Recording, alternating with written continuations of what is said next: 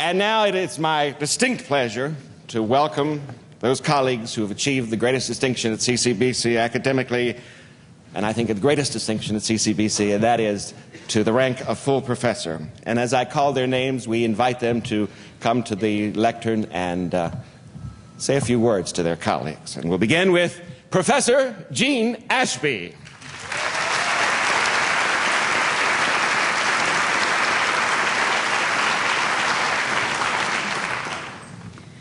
I have to say I'm really grateful to my husband for the last name that begins with an A right now.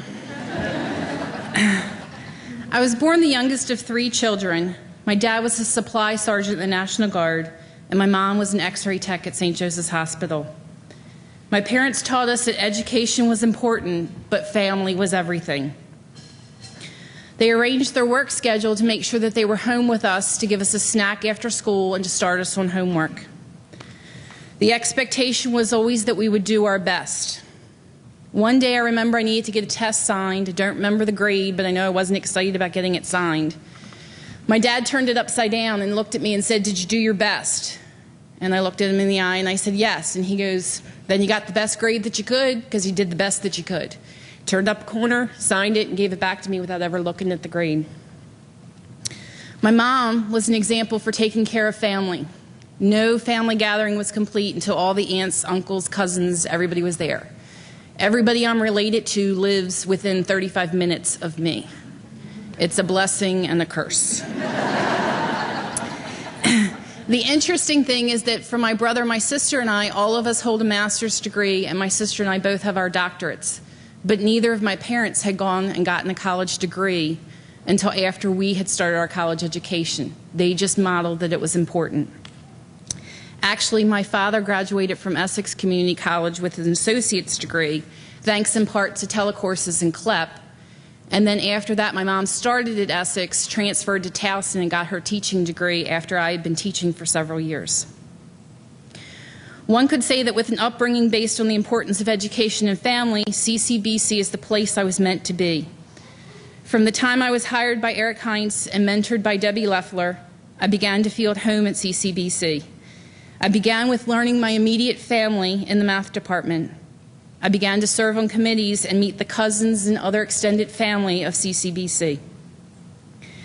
As someone that has been born and raised in Baltimore, I need to share some information on my connection to CCBC. You see, for those of you sitting in the audience, we are connected. Among you, there is someone who has visited my parents at their house to the wee hours of the evening talking. Someone whose brother was my brother's best friend. Someone whose sister-in-law is my mother-in-law's good friend. Someone whose daughter was taught by my mother. Someone who has a son that goes to school with my son. Someone whose best friend is the daughter of the Gene I was named for. And someone whose neighbor went to elementary school with me. 3 of the best compliments I've had since I've been here is being mistaken for family members of colleagues. When you grow up learning that family is everything, being mistaken for someone's relative is a pretty high accomplishment. I want you to think quickly of the other community colleges in the state. Think of their names. One thing that they all have in common is that their location comes first. Here at CCBC, community comes first. And I thank you all for being my community, my colleagues, my friends, and my family.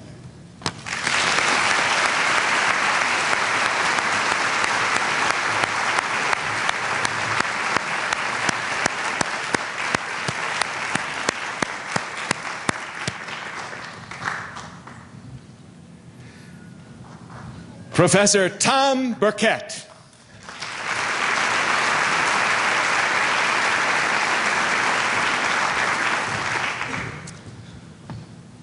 Thank you. I hadn't planned on saying much today. Then I recalled some words that, some advice that my graduate advisor once gave me about never passing up the chance to speak to a captive audience.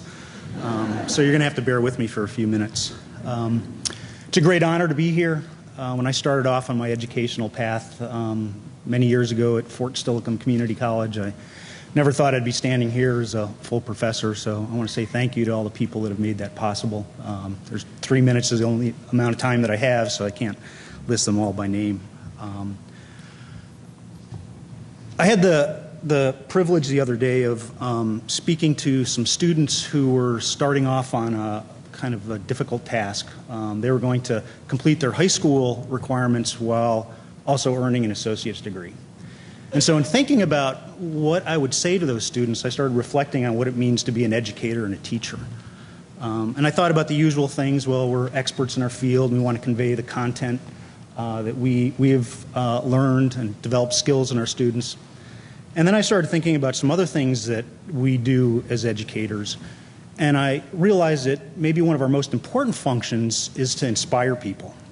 So we inspire our students to do well on their exams and their courses, to find subjects that they're passionate about, to find careers that are rewarding. And I think all of us do that in our courses every semester. It's something I strive to do. At the same time, I'm inspired by my students. There isn't a semester that goes by that I'm not humbled and inspired by them. I'm humbled by their dedication, the persistence, the challenges that they have to overcome, challenges that would have blocked me from being here today if I had to face those challenges. So those students really, I think, deserve my greatest thanks, because without them, I wouldn't be here today. So I want to say thank you to all those students, as well as all the faculty members and mentors that I've had through my years. Thank you.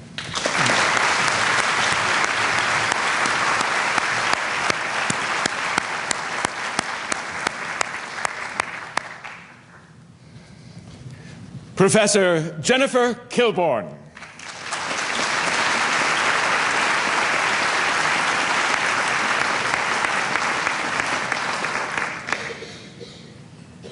Hello. I'm not good with these things, but I'm going to give it a shot here. So, I'd like to first thank the School of Math and Science and the college-wide promotion committees, Dr. McCulloch and Dr. Kurtenitis, for all their support. Both of those committees and everyone along the way has just been extremely helpful in this process that I've been through twice now. And I think we have a wonderful structure for that here. I could not have achieved this without the support of the faculty and staff members at the School of Math and Science. And there are some special people that I want to thank. Dave Stewart, our dean, Lori Montgomery, who is my friend and my colleague, Christine Mirbaha, who has been very supportive, and especially the people at the Dundalk campus in the school. Other people who aren't here because they've decided to go off and have fun, like Ann Hamer, have been essential in me in developing and getting to class on time and being prepared. So I thank them. My mentors, Donna Links, who I think is off having fun somewhere as well, and Dave O'Neill, they continue to serve and be my mentors, and I could not be where I am today without them. My former students, I have a student who came to my Biology 110 class the first semester I was teaching and didn't even know how to use a pipette, and she has a master's degree in nursing now, and that makes me very proud. The student who helped deliver my first child, Claire, who's sitting over there, she wasn't an A student, but I would not have wanted anyone else in the room besides my husband and Christine helping deliver my child. The student who came to me in the wee hours of the night at GBMC after the birth of a child, taking my vitals, who said, you know, I really couldn't stand you. Actually, she used stronger words than that. And then she took a step back and said, anatomy and physiology was really the hardest class I've ever taken. And you helped me because I really didn't understand how important it was to understand that so that I could move on to the next step. And she was in the nursing program at Towson, and she was doing her rotation and taking vitals in the middle of the night. So I was scared but happy when the conversation was over.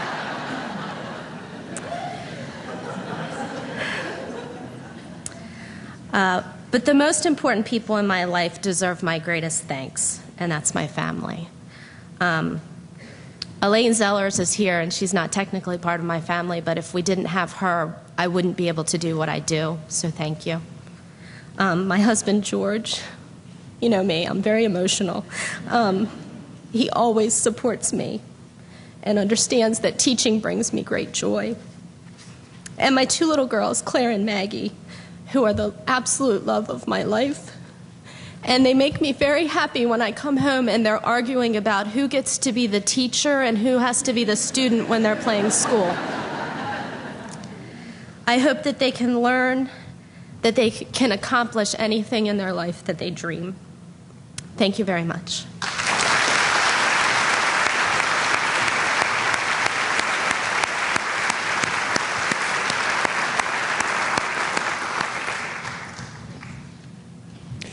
Professor Margie McCampbell.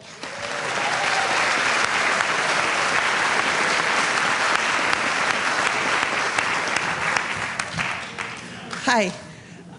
Polonius in Shakespeare's Hamlet in Act 2, Scene 2, advised young Hamlet and said, "Brevity is the soul of wit." So I want to just say that it's very humbling putting together a promotion binder, knowing that your colleagues are going to scrutinize it. And it's very humbling to be recommended for promotion. So I thank those colleagues very much for that recommendation. And I thank all of my colleagues here at CCBC for making this one of the best colleges in the country to work for. Thanks.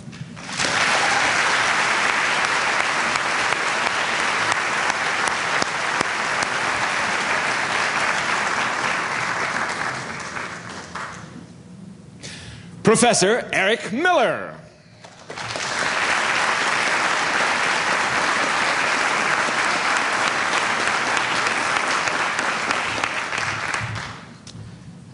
I'll follow Margie with very brief remarks as well. I wish to first thank, first and foremost, my wife, who has faithfully and unconditionally loved and supported me for as long as I can remember at this point. Thankfully, my son, Adam, who every day gives me a reason to get up in the morning and learn something new, who opens my eyes to everything in the world around me. To my friends and family in art, design, and interactive media, each and every one of you are very important to me and help me to be a better teacher, a better instructor.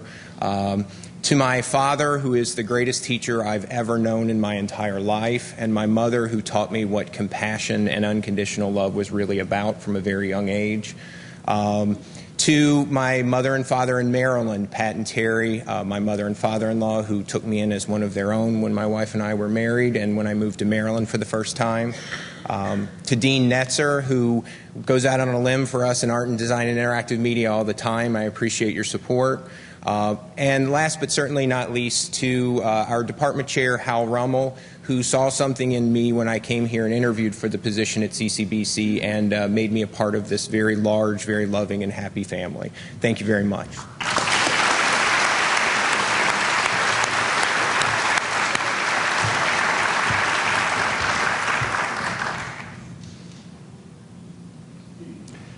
Professor Morgan Slusher.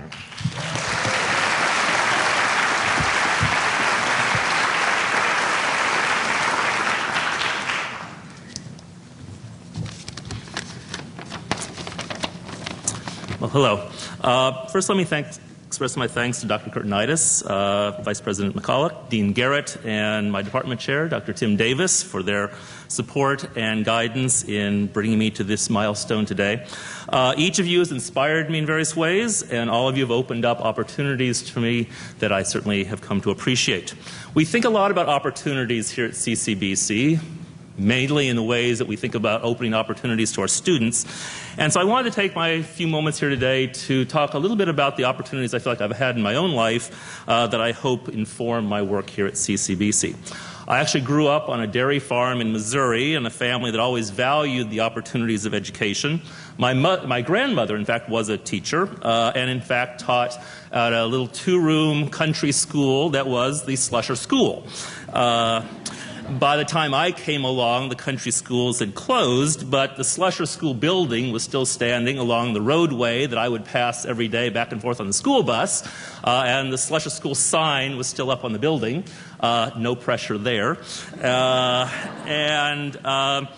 I still remember a time we somehow got into that building. I'm not quite sure how we did that.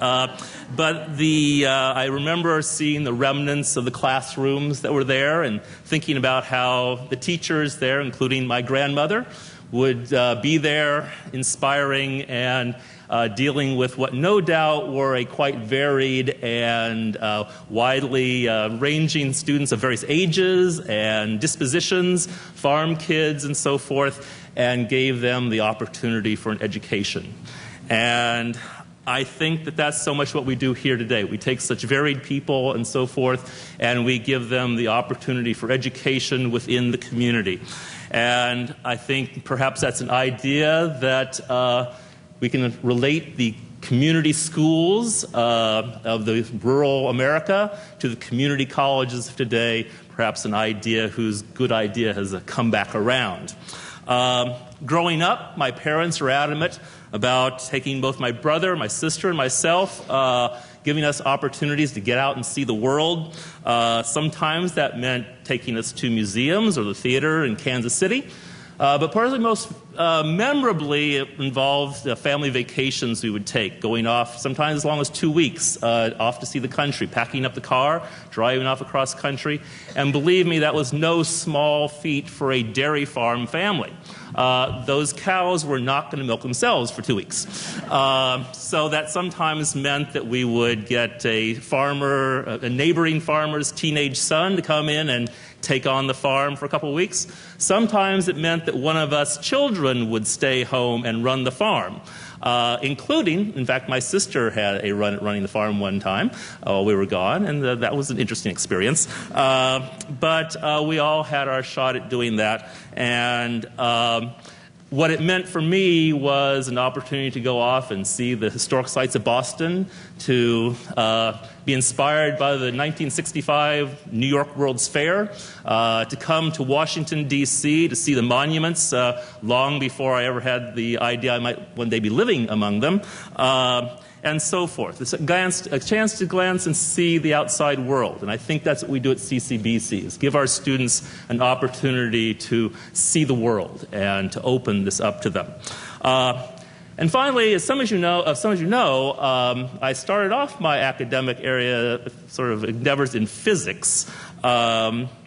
I got my bachelor's degree in physics at the University of Missouri, got a master's and almost a PhD in physics at Rice University in Houston, when I sort of realized that I thought that people were a lot more interesting and fascinating than microscopic particles. I was an experimental atomic physicist. And so I changed into psychology, and what I've really come to appreciate is the amount of flexibility that Rice University was able to show in allowing me to make that transfer from physics into psychology and allow me to go on and complete my doctorate in psychology. And here again is something I think that CCBC excels at. We give our students the opportunity to explore, to see what their passions are, to make their mistakes and correct those mistakes, and come on and move on with their lives and the passions that they find fascinate them the most. And so I believe that these various experiences I've had have related to the things I think we do here so well at CCBC, and I thank the people here and all of you for the opportunities I've had to take these life experiences, share them with our students, and I look forward to sharing these opportunities with you for many years to come. Thank you.